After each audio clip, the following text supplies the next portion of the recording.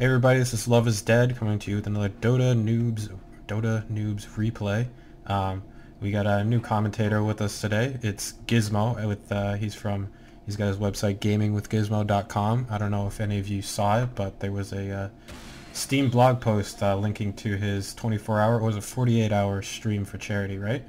24-hour stream. 48 hours is a very long time. Yeah, that's longer than I'd want to play Dota for, but you did it, and so you're here with us today, and you're going to be introducing the Radiant, so why don't you take that over? For the Radiant side, we have Flag playing on the Windrunner, our very own Love is Dead running Dragon Knight, Tabbed on Lifestealer, the Goodfellow on Clockwork, and Snuggles playing the two-headed Jakiro. Alright, and on the Dire side, we got Japantes, he's playing Warlock. We got Kerpath on Juggernaut. In the middle lane, those two are on the top lane. In the middle lane, we got SM playing as Tiny. We got Anti-Mage on, I'm going to call him Beer Keg. And Frosty Moose with Axe. And I guess they're switching up lanes. I'm not sure what they're going to be doing. Looks like top is going bottom. And it's going to be Anti-Mage and Axe on the top. And SM, he's going to be taking the mid lane solo. Yeah, that doesn't surprise me at all that they're going to put Anti-Mage in the safe lane and have Warlock babysit Juggernaut down bottom. Yeah, I'm wondering though, I guess Axe is probably going to be going into the jungle. Yeah, you'll have Axe jungle and pull the middle camp. He'll double stack it and pull it out to give Anti-Mage that easy farm. Yeah, the thing about Anti-Mage, I just finished watching the defense, the last of it, and Anti-Mage seemed to be such a problem with all the teams that played him because he just needs all of the farm that he can possibly get. So if you're able to shut down his farm, he can be a pretty weak hero. Yeah, but you're looking at like some of the top tier players do that, so you can expect anything to go. But for the most part, in a normal game, Anti-Mage is going to cause problems because he's not going to get that pure shutdown. Yeah, if you don't end it early in the games at our skill level, he's just going to be able to eventually get up his items and start taking the jungle and stuff. Now, it looks like a lot of aggression. Yep, you see Flag about to take him down. They are punishing that Anti-Mage for being alone, and that's exactly what you have to do. And a nice power shot coming out from Flag, able to take him out. We got the Snuggles. He's Snuggles today, not these Snuggles. And he is down bottom lane solo with Japantes, also solo. We got Kerpath in the jungle here, Lifestealer. Don't think he saw him. Kerpath's probably just checking a rune. I didn't see him pick anything up though. Nope, I guess he didn't get the rune. It's still bottom. It's a haste rune. He might be leaving it for Tiny.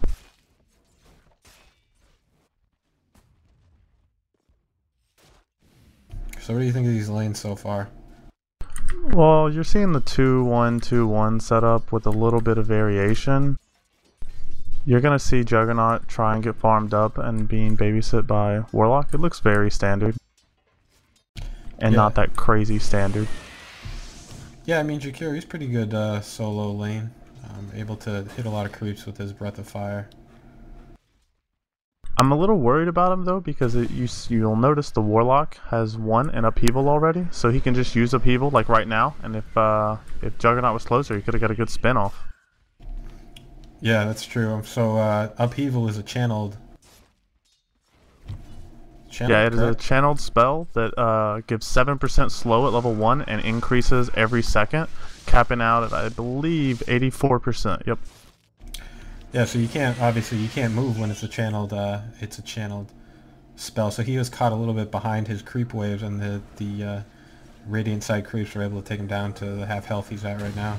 Oh, and it looks like Clockwork came down to gank at the bottom, and Lifestealer is going to come in, take out Kerpath. Japantes is probably going to go down for this one. He's going to take a hit, but what's more important is that your Juggernaut is still fine. He's able to stay in the lane and get that experience and still keep his farm up. Yeah, I've been destroyed by an early game Juggernaut way too many times. Now, the only sad thing I'm noticing is that Axe has the most farm out of everyone in the game. So why do you say that's sad? At 3.5 minutes, you know, you want to see more last hits than we're seeing. versus a harass. Like top lane got plenty of got the first blood on the Animage, so that's nice, but I don't know, at this point you're gonna need to see more last hitting if you really want to take that early game lead.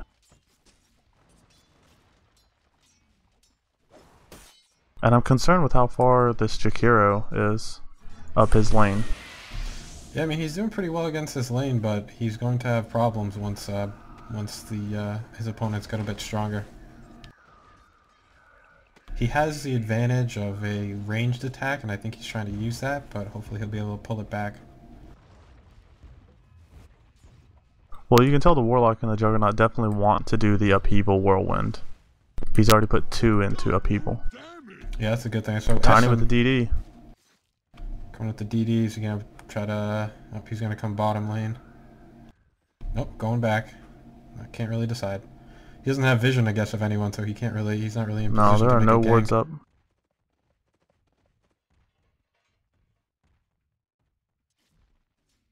It's good though, Animage with only 6 last hits, so he's effectively being denied really well so far. And SM, he's gonna go and he's diving Jakiro. Nope, he backs off now that the towers notice him.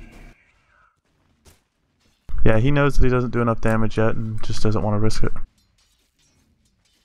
Yeah, I do remember at this point I was just trying to walk up and down the top of the top lane and just sort of keep Anti-Mage back. That's exactly what you gotta do. You gotta keep him out of the box, especially when he's alone like that. If he's not being babysit, he's gonna get punished.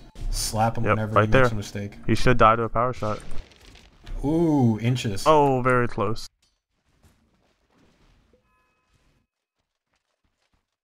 Axe picked up Tranquil Boots. I expect more Tranquil Boots after this match. And we got a pause coming out from Kerpath. I really think you're gonna see Tranquil Boots more with their buff. And now that they can be disassembled, excuse me. So can you explain the benefit of them? I haven't ever used them before. So with Tranquil Boots, you get 80 movement speed, and that's 20 out shy of travel, which is the fastest boots in the game. On top of that, you can actively heal yourself for 150 over 10 seconds as long as you're out of combat. That's a good amount of HP considering the boots themselves are 1,000 gold. Now, the huge downside to having such a great equipment is with this patch, like obviously this is pre-patch, but with the new patch that we're currently in, you can take up to 4 hits, but after those 4 hits, it's going to be like you have boots of speed, level 1 boots. I see, so all their benefit is gone once you start getting into trouble. Exactly. It's meant to get you in and get you out and then heal you up after the engagement. But with this new patch, and you can disassemble them, you can break them down into their core components and use them for other items. So it looks like we tried to go in up top against Anti-Mage, and Axe deciding he's going to come in right now. He's going to do a lot of damage to Love is Dead. BRK coming in. Going to do some right-click damage, and doesn't look like they're going to be able to finish anyone off, but they're going to push them back to their tower. Clockwork throws a flare up. Maybe he could get the Anti-Mage if it lands just right. But nope. So what we got right here is SM. He has taken the invisibility rune, sent one of his illusions up top to make it sort of look like he's still there, while he stays bottom lane to try to make a gank. Now, a good note for people doing something very similar to this, you can actually do shift commands where you shift and then right click a bunch of times, and it'll simulate your illusion to move, which makes it even more realistic. So say that again, you just hit what is it you do? You hit shift and then right click and it will queue up your actions. Okay. Therefore you can actually have your character moving around in people's sight and he's just not standing there, because most people will obviously call that an illusion. And it looks like SM is just looking for Lifestealer. And here he goes, he got an avalanche, but he missed the avalanche. Was it Rage? Yes. Yeah, Rage. Rage coming off to protect Lifestealer from any other magic damage. And it looks like Snuggles left lane. I'm not sure why he was out there, but I guess he's going to be coming back before his creep wave is destroyed. But yeah, we should see the best strategy for Snuggles would to be try to do these creep pulls pulled him out to the lane, get his creeps inside, and stayed near his tower, because he's definitely not in the position. He's definitely not in an advantage away from his tower at this point. Well, what you really need is the lifestealer to make those stacks and pulls for him, because it's not that inconvenient to the lifestealer, but for Snuggles to have to do that himself, he's losing out on a lot of experience and potential last hits.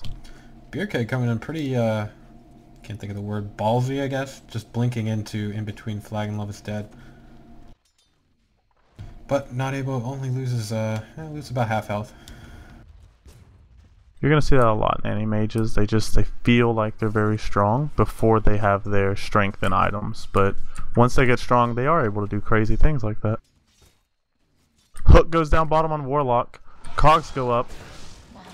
Japantes goes down to Snuggles, and it looks like the Kurpath is going to be able to get away with that Blade Fury, which is able to protect him against any magic damage as well. But that's okay, they took out Warlock, and this is going to give Jakiro the presence in lane that he needs. Yeah, he is level 8 versus level 6 and level 5, so he's definitely going to be able to increase that lead, hopefully. Now, he has Liquid Fire, which is a very nice skill for pushing towers. If he would just put a ward to the left of him, he could push up further and feel a little safer about it, in my opinion. So what are you saying, like right near the... Just to the left of him, directly where he is. Yeah. It gives you vision right there, so if someone comes in through the middle, or they come in from the river and, you know, you just don't expect it, you have a little more vision for that lane. Yeah, that is definitely a good idea, because since he is so low lane, getting ganked isn't going to be, you know, would be pretty likely to happen. Oh yeah, and he, being Jakiro, he has almost no escape spell. Yeah, you can just try to get lucky with your ice path, and even so, it's just not a long stun. Yeah, with level 1 it's only 1 second, and then you have the magic immunity. Tiny coming down for some good gankage though. As what we're saying, Lifestealer still up in the jungle. And that's what you want, your lifestealer getting as much farm as possible, because he can easily take on teams at our skill level. Yeah, he can definitely just take on entire teams. One of the Wodatas recently, a lifestealer takes on 5 people. Really? Just back to back, yep. So it looks like SM gave up his positioning, running to get a teleport scroll come top. Looks like they've lost that top tower.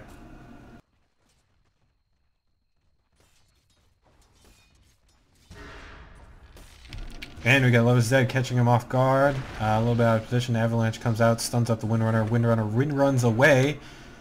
And it's going to be, everyone's going to back off.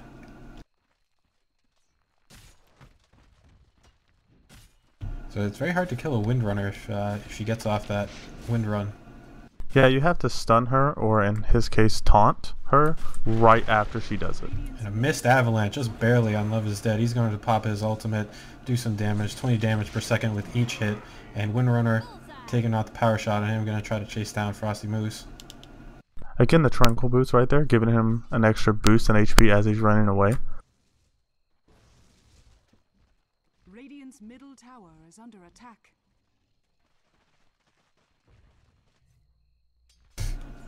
Still the same situation down bottom lane.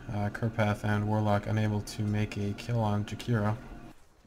Now you do see the mana boots on Snuggles, which is really great on Jakiro, giving him that just boost in mana every time, so he can just spam that dual breath almost. And it looks like Anti-Mage just said, screw this top lane, I'm going to go the middle lane. And he is now there, trying to get some farm up. Love is Dead coming down, probably going to figure it out.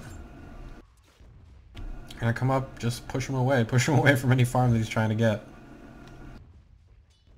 Well, with on the bottom, we got a kill goes down on the Juggernaut. I missed that one. It looks like Goodfellow's going to get caught off guard with the upheaval. He's slowed down and taken out.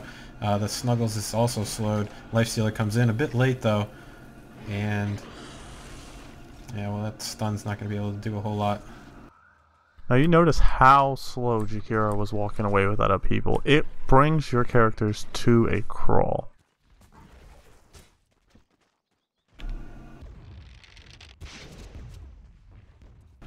It looks like they're going to really try for this top lane. Jakiro hasn't sent off his Macro Pyre yet. Avalanche coming out, catching Snuggles. Throw coming out, taking a lot of damage here. The stun able to help him escape. He's going to focus down on Windrunner because that's the only person in range. And Juggernaut misses with the ultimate. Ooh, that's a problem. And now the Macro Pyre coming down to stop the push, but we have Kurpath coming around the backside. Tab has seen him. And where did Jakiro go? Jakiro is now in the woods. Tab is going to go on. They both have their magic immunity up. And Kurpath is just going to try to leave the lane. Windrunner really out of position there, though. Windrunner chasing the kill a little bit too far. Wind runs away. SM only had, one more power shot would have taken him out. But it looks like Windrunner was just lacking the mana at that very point. We still have two characters, Anti-Mage and Dragon Knight, who both need a lot of farm in the middle lane. But looking as far as farm is concerned, the Radiant is up by almost 4,000 gold right now. Yeah, they do have what, 1 tower plus an advantage of 3 kills, and I guess the probably gonna have to be made. That's probably made up by some last hitting. Yeah, the last hitting is extremely high on the Radiant side. We got Tabbed with 50. You got Snuggles taking that bottom lane with 38. Windrunner doing pretty well at 38 as well. And the difference in experience is actually really high as well. How do you bring that up? Mine still doesn't work. F7. You can't use the button, but you can use the hotkey. Troll Valve. Thank you, Valve. Yeah, 1500 experience more. Clockwork gonna try to single out Anti-Mage, but probably needs to just run away at that point. Tab can't take on 1-on-3 quite yet. And let's see if Anti-Mage is going to try to push this. Love is Dead getting caught out of position. Anti-Mage blinks around, but loses track of him, I guess. Yeah, when Love is Dead walked up that staircase, he lost sight and decided not to chase. So what do we got? We got 5-on-1 right now. I don't think he's going to make it away from this one. Overkill on that ultimate. Taunt goes out, upheaval. He's not going anywhere. Yeah, he is not. Macro Pyre just trying to do something. Tiny cutting off, going by the tower. He's just, no sir. No sir. And this should be a tower for them. There's nothing that the Radiant can do for this tower. Radiant's bottom tower is under attack. However, they do have the middle lane pushed. Not going to be a trade though. Radiant structures are fortified. Love is Dead taking a lot of damage from that tower. Tiny teleporting in. Could do something maybe. Tiny doesn't have his blink dagger yet, so we're not going to see nothing there. And that bottom tower goes down. And oh, the top tower is still there. The icon looks a little funny on my map. I don't know. The icon for what? The Radiant side, the tier 1 towers have a circle rather than a cube. That's interesting. Yeah, I guess it happens when you. Yeah, no, I see that. Yeah, I see that as well. That is interesting. Yeah, but the Dyers have a cube. It usually happens when you have an older replay from a update. Captain Walmart telling everybody good night. Yeah, we usually have a good amount of spectators in our in-house games, as some people get tired and they just sort of, hang around and sometimes give out advice. Yeah, that's exactly what you need in that type of community. 4 grouping up in the middle, 5 total with Goodfellow up top. Tab not going to push with them. He's going to go back into the jungle. And Windrunner power shot misses. Anti-Mage going out of position right here. Gets stunned up by Love is Dead. The Dragon Fire comes out. Now getting caught by Clockwork and blinks out. Hard to catch Anti-Mage and Cogs. Tiny escape with just under 300 HP. Goodfellow's not wanting to let it happen, but overextends and decides to make his way out. Flag still with full health. Love is Dead popping the ultimate again, but doesn't have a lot of life, so can't really do a whole lot. Dual Breath coming out, not hitting anyone. And Clockwork pausing, stopping people from moving in. Anti-Mage coming in, he's out of position, he's getting hit by the power shot. And now we have Kurpath in the center, he's going to be able to take out Kurpath. No! He doesn't! No, that was Kurpath. Kurpath goes down, even though they had such low life. And Cogs coming out, Goodfellow, he's able to get away from Axe! Now we have Tad coming in. He's gonna do a little bit of damage. They're gonna be able to get these kills. They've lost 2, the Radiant. Even with such low life, they cannot finish up these kills. It's just a matter of 4 bodies versus that one. And it looks like this is probably going to be a tower unless the Radiant can teleport back in time. Love is dead teleporting back, not able to initiate with everyone in the position they are though. Warlock has his ultimate, that's their tower. He won't have to use it, but that type of AoE stun is just going to stop people in their tracks really quickly. That was a kind of interesting team fight, I think. Very chaotic, if you will. I want to point out Axe has his Blink Dagger, so we're going to see some of the squishies go down pretty quickly. So I guess he's going to be focusing on Jakiro, probably, maybe Windrunner. Windrunner can Windrun away. But if he times that just correctly, once she pops it and he pops Taunt, she's stuck there. Oh really? So his taunt cancels out Windrun? Well, it makes her attack him and eat up the duration of Windrun. Ah, okay. But he's got to be right next to her. But he has the Blink Dagger, so that shouldn't be a problem. Which one is taunt? Is that... Animage going down the middle. Nope, he blinks out. Taunt is Berserker's Call. Ah, okay, yeah. So yeah, that range is only 275, so that's pretty close. With a blink to close the gaps, no big deal. Tiny's still not getting a Blink Dagger. Our Talisman, he's going an int build. He's just trying to just spam his Avalanche Toss as much as possible. And that's not a bad thing, but a 10 and 17 second cooldown ability, you want to have some gap closers. Or at least that's a standard build. Yeah, he may have been trying to try up something new here. I think there was a little bit, like a week or so, that everyone was trying to do this Toss Avalanche combo. Toss Avalanche combo is actually amazing. You can do, you know, the lifespan of 1,000 damage or so very easily, but, you know, you got to get next to him. True. To do it looks that like we combo got a perfectly. team fight coming out. Essam is caught out of position. He's going to do a toss. He's going to be able to take out Goodfellow. Just has so much health. But the upheaval coming out. Essam going to go down. Kerpath coming in, sending out his Blade Fury. Love is Dead slowed. Tab slowed. Snuggle slowed. And they're not going to be able to chase him out. But it looks like Anti-Mage just needs to get out of that one. Power Shot takes a little bit of health from him. So you got 1 for 1, so... pretty equal. Again, that Warlock's upheaval just traps them. There's nothing they can do. So what about a Force Staff? Would a Force Staff get them out of it? Yeah, it'll slide them right out, but I believe they still have to eat the 3-second duration that the... yeah, they'll have to eat the 3 seconds of the slow when they get out. Yeah. And while we're talking about Force Staff, it's a good thing to note with Enigma, you can't Force Staff people out of his black hole now. And that's just an interesting fact. Ooh, I didn't know that one. Yeah, the 6.7 parity changes bring that one. I wonder if that's going to change the... well, that's probably going to change the metagame for pro players.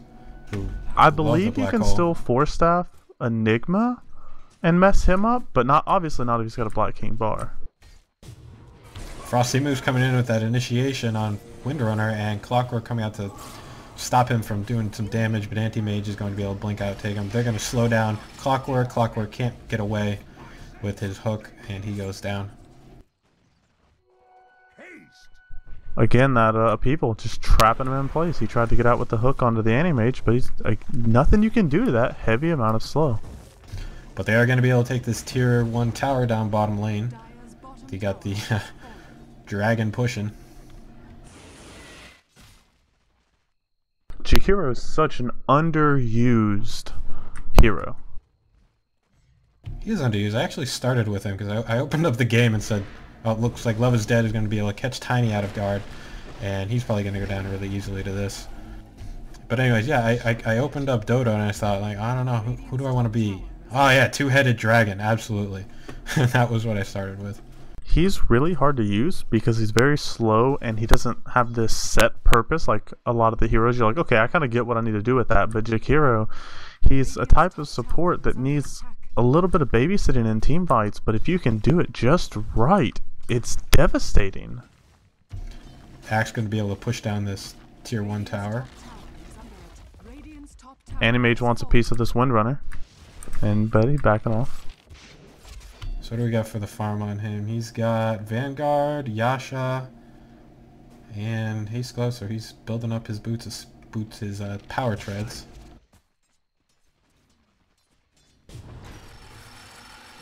He's gonna do the standard, you know, Vanguard and a mana.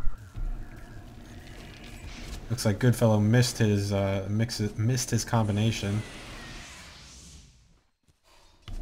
Tabbed is getting really close to his armlet. Goodfellow coming in back, gonna be able to... Is he gonna send down his cogs yet? No, he doesn't send down his cogs. They are Animate's still... trapped in the Macropyre. Oh, I missed that one. I was looking a little bit north as Kerpath tries to escape, but Two-Toe, Warlock, and Anti-Mage down on that one. Yeah, that was the perfect stun in that Macropyre, and Animate just had to eat all of that damage.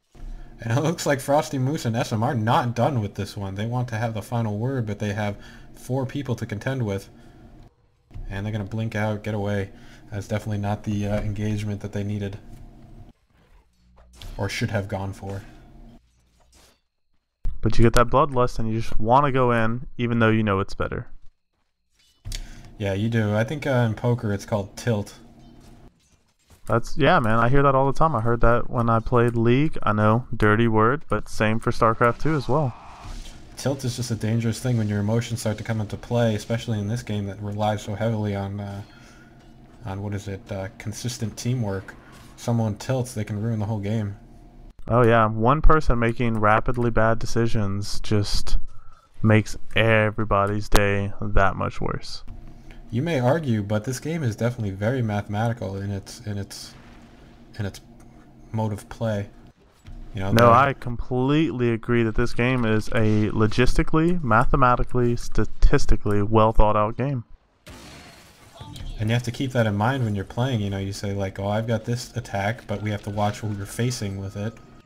You know, hey, are we all in position? We may have the stronger team fight, but if we're going in 2 and then 3 against 5, we're just going to lose. This game is so based on variables and compositions that it's why it's my favorite game. Yeah, same thing for me as well. If something can entertain my mind, I will keep playing it. Looks like Anti-Mage, he was going to try to go in. And here's the initiation from Japantes, the ultimate, and then the upheaval is a little late. And they're going to be able to get away from this one. Except Anti-Mage blinking in. Windrunner's wind... I can't do that. Windrunner's wind run allows her to escape the fight, no problem. It's like Sally's seashells. Windrunner wind runs. Oh, the wind in front of it makes it the worst. When Windrunner wind runs. You need to put that up on Reddit, man. That's a good limerick to try and deal with. If you want to be a caster, you got to make sure you can say this 10 times fast. I should just think of these like as much as I can and then just record myself. That's the way to do it right there. Tabbed has his armlet. He's gonna do a lot of damage. The Goodfellow with a nice hook shot, able to catch Anti-Mage. He's gonna Shackle pull him goes all off away. on the tree. That was nice timing on the shackle there because you don't want to. They're able to stack the stun that way. You do not want him to have half a second to breathe. If he gets that half second, he's gone. Yep, it's very, very annoying. Love is Dead popping the ultimate. He does not have the poison dragon anymore, so it doesn't have exactly the pushing power, but it has a little bit more crowd control. And Upheaval just gonna slow him down, all of them down to a crawl. Macropyre coming out to try to bait them off, and Goodfellow not gonna win to Tiny there. We got Windrunner going down to Juggernaut, and they're gonna have to back away from this tower. Love is Dead pushing him back, catching Esum, stunning him up, hitting him with the Dragon Breath, and finishing him off with a right click. And the tower goes down, and are they gonna keep pushing? Yeah, you'll see. You should see a second one. Let's see if they're gonna do enough damage to the tower in order to... What I don't like is this Windrunner needs to get a high ground. If you're going to be, and that's the same for Love is Dead, if you're going to commit, get on the high ground. Because that mischance is just too large. As we said, mathematical 25% mischance from a lower vantage point is going to affect your game. It looks like Windrunner was just able to Windrun out of that upheaval without getting slowed down. And they're gonna go on Anti-Mage having that 1 second to get away from Lifestealer, able to use Blink to get away. And the Power Shot, not gonna be able to finish off Moose. Doesn't catch Anti-Mage. So yeah, we have a tier 3 tower. With Windrunner, that Windrun gives 50% movement speed, so if she can get out just in time, it basically cancels it out. But you have to get out of there quick. Mathematically, she's got about 2.5 seconds before it cancels out her Windrun bonus and starts eating into her actual movement speed. Yeah, so that was a good play on her part. I'm not sure if it was calculated, but Oh, probably not. She hit that escape spell and was like, get out, get out, get out! yeah, just won the luck of the draw at that point. This bottom lane is pushed. They're gonna probably be able to save it if they come immediately. I want to point out that Warlock still has level 1 boots. And I don't know if I haven't seen him place a lot of wards or really do anything to warrant not having a level 2 boot of some sort. It looks like the Dire side is going to try to go on this bottom tower that was pushed. Radiant only has 2 heroes there. We have a third one coming in. Snuggles. Now Warlock has his ultimate. If he can do a very well placed Fatal Bond, Chaotic Offering, and Upheaval, that can be the team fight right there.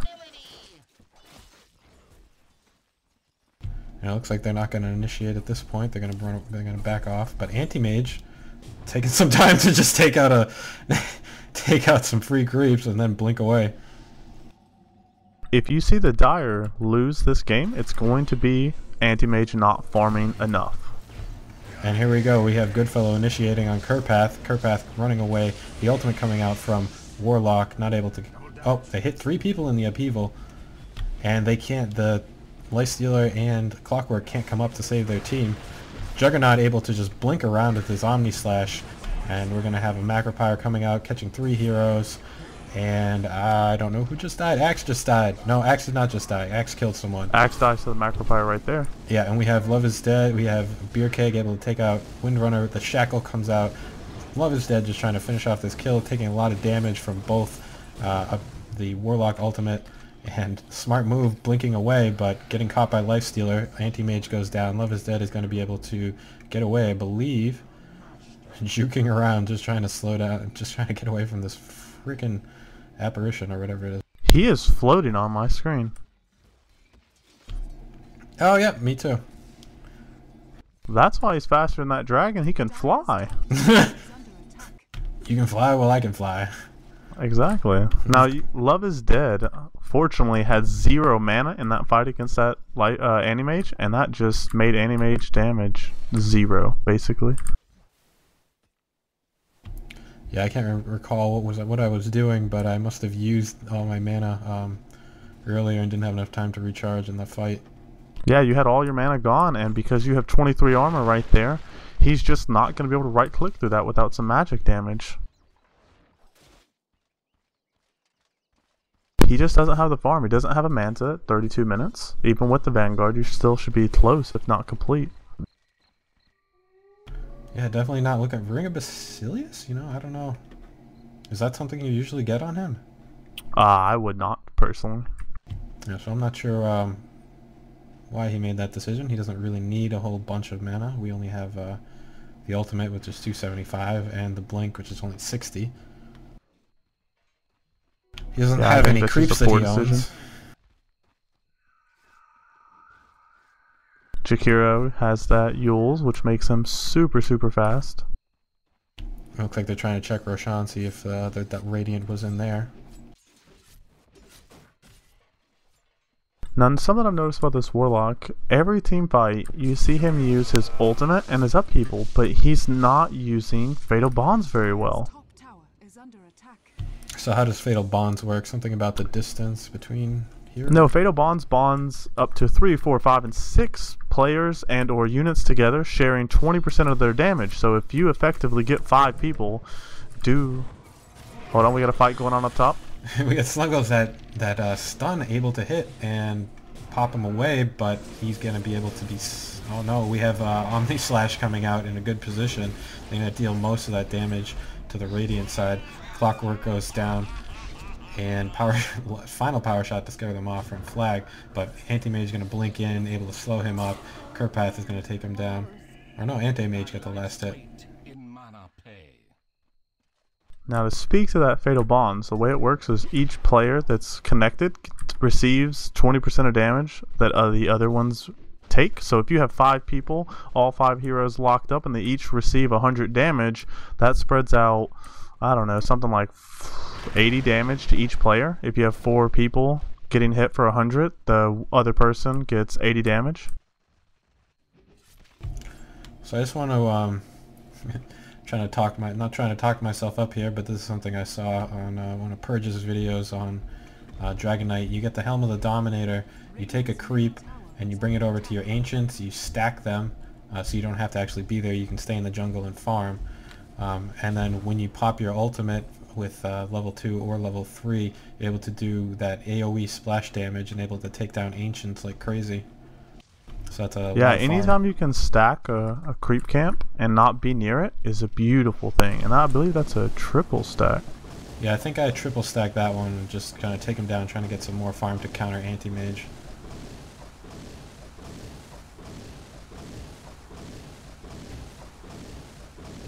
Well, with Anti-Mage's lack of farm, you shouldn't have much of a problem.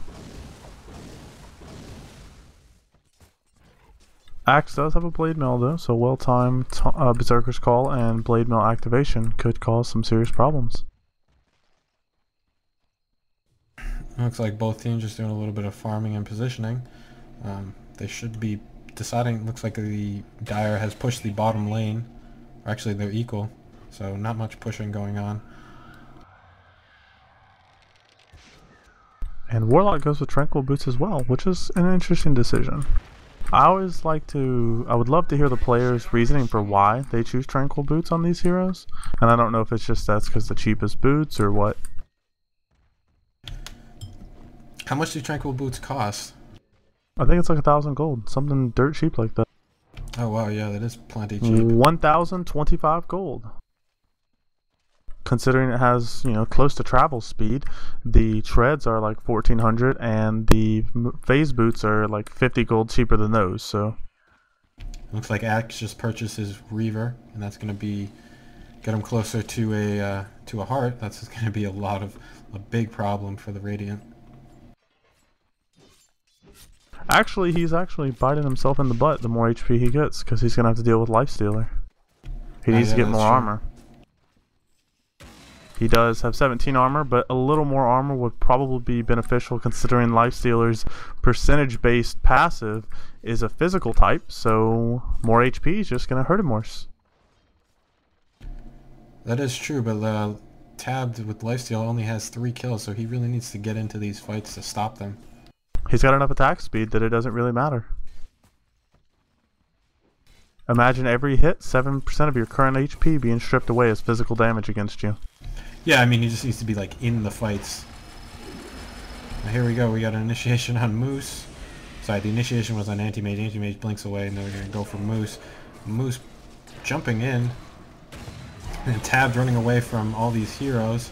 Macro Power coming out with Cogs that's able to do a ton of damage. Flagged is probably going to go down at this point, though. Now Tabbed comes in, doing lots of damage to SM. We're going to try to take him out, but we have Windrunner going down and Snuggles as well. Nope, Snuggles is going to be a blink.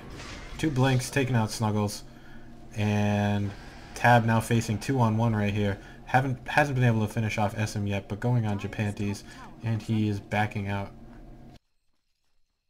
He's living on borrowed time with that armlet the way it is. Should see him drop down to like 0 HP. There it is.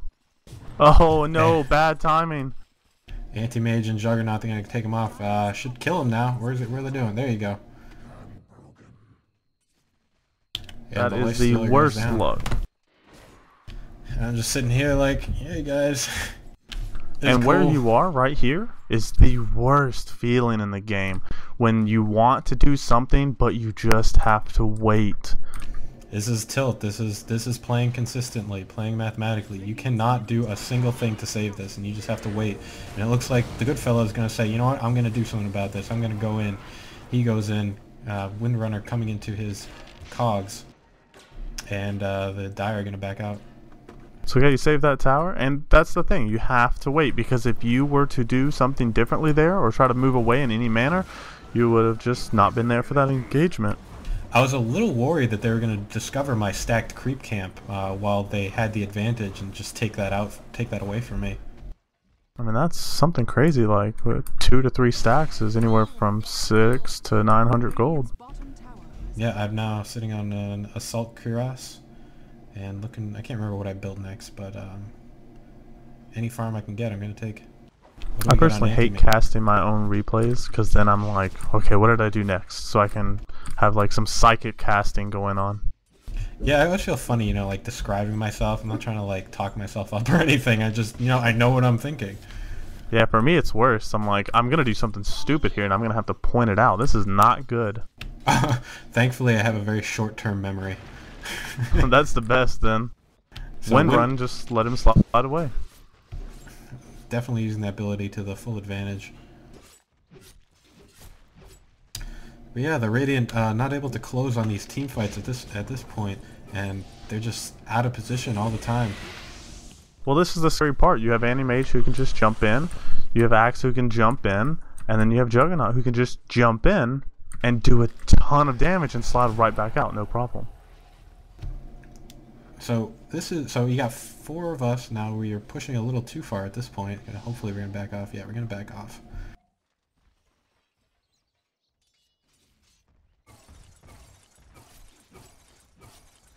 Tiny has his blink dagger, so he can blink in as well. The only person that actually has to walk to the fight would be Warlock. Goodfellow caught out of position by Tiny, and we're probably gonna see something come out from. He should toss Juggernaut there.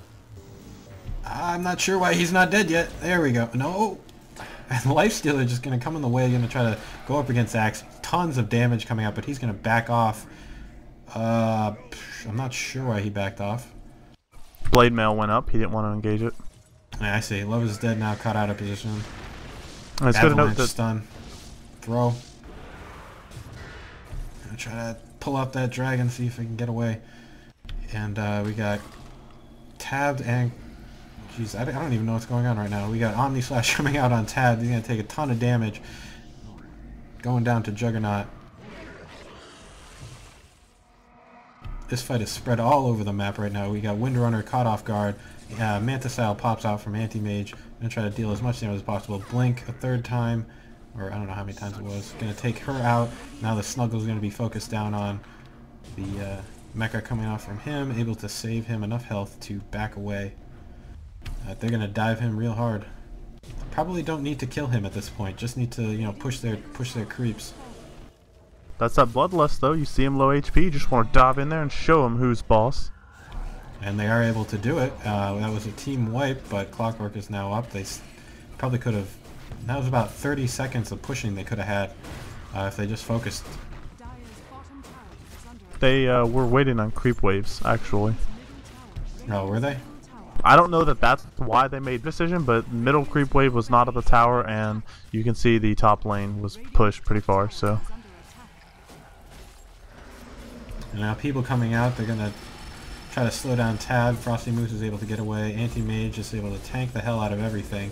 Sends off his Mantisile. Going to be able to do a ton of damage to anyone in his path. That is Clockwork right now. Just so much damage. I don't know how I took that much damage. The AoE off of Mana Void. Yeah, that would be it. I want to point out that Anti-Mage was so ballsy that he blinked inside the cogs to fight. He just said, I'm going to take this fight. You're going to go down. I'm going to even go into your hellhole. I'm going to go into your cave and kill you myself. Now I'm interested to see this Orchids on a Windrunner, but hasn't, to my knowledge, used it effectively. So how do you use an Orchid effectively? It's an item that you want to face 2 ways. You use a silence in a key moment to shut down a blink or stop a channel from Warlock, or you do it as a sheer damage magnification. Use it on Axe when Lifestealer's pumping them in, or Anti-Mage as well, because that damage amplification is retarded. So have you seen her using it, or what have you seen I so haven't far? seen her yet once use it this game. Now, I'm not the best at pointing out her because she's kind of been scarce as far as huge plays, if you will. So what do you think for Dragonite? Do you think BKB first or Assault Cuirass? It is completely team composition based. In this game, Assault Cuirass is much better as they have almost no scary spells. So I would do Cuirass first and BKB later. Alright, so we got the Dire side. They're gonna take their advantage and take out Roshan. Not gonna be able to be challenged here.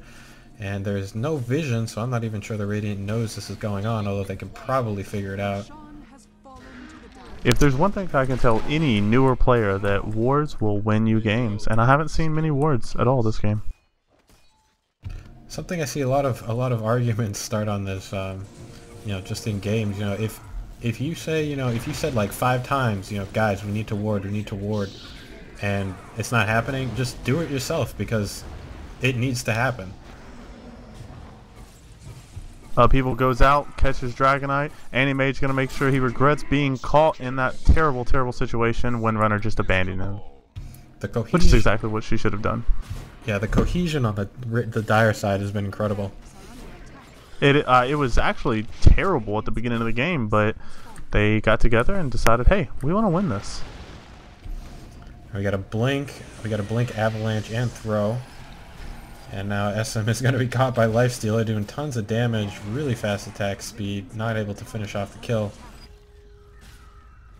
Now this is something I see teams do a lot that I get so depressed with, even in my games. You notice them just sitting around the fountain when they could be breaking towers. Yeah, I mean, you know, you don't really have to, once they're on the run, you know, you should go for your objectives and, you know, not try to get the kills. Exactly. I've lost, you know, a handful of games to playing around in the fountain and then a counter push just ending it right there for me. Yeah, at this level, you're punished for dying by what, like 40 to 60 seconds? Yeah, probably upwards near 90 on some of these guys. We got anybody in the 20s yet? Looks like... Yep, Anti-Mage. And I think the GG came out. I disconnected at this point, and it's just gonna be pushing from here on in. Now you mentioned the ward conundrum where people just get so upset about wards, and let me do the quick math for you. It's what, you know, 4 good last hits, 5 or 6 at the most for 200 gold to get wards. Yeah, and how much? If you really are worried about it, just bomb yourself, man. It's only 6 last hits. If you're good at last hitting, it won't be an issue. And how much do you lose when you how much do you lose when you die, if you think about that? Yeah, the higher level, it just starts to be drastic. I've actually found the best solution for myself. I just play supports now. Yeah, that's definitely an option. If you don't see what you need happening, just do it yourself. Yep, everybody wants to play a carry, so I'll just support and grab the wards, and I feel so much better about all of my recent games. Yeah, I felt pretty strong on supports because I'm pretty good at playing this like effective positioning, you know, sort of characters, and just sort of looking around the entire team, seeing what needs to be done. But I've been trying to do carries because, you know, they're pretty fun, and there's a lot of them. Yeah, that is the downside if you go support initiator role. You have a limited choice of heroes, but I actually just enjoy playing supports, and so I'm pretty lucky for that. Yeah, I mean, a good Darkseer is just fun to play. I love. Well, I call Darkseer a carry, man. Have you seen dim ults? No. Are you kidding? His ult? Oh! You said them ults. I didn't know what you said because I'm a retard. Man, all the Darkseer ults just break down games. Anti-Mage punishing Lifestealer for being in his near vicinity, and this is just murder at this point. Yeah, I guess maybe I get a little bit upset at this point. I knew we weren't going to win. I didn't realize how much longer the game was going to go on. I thought they were going to be able to final push.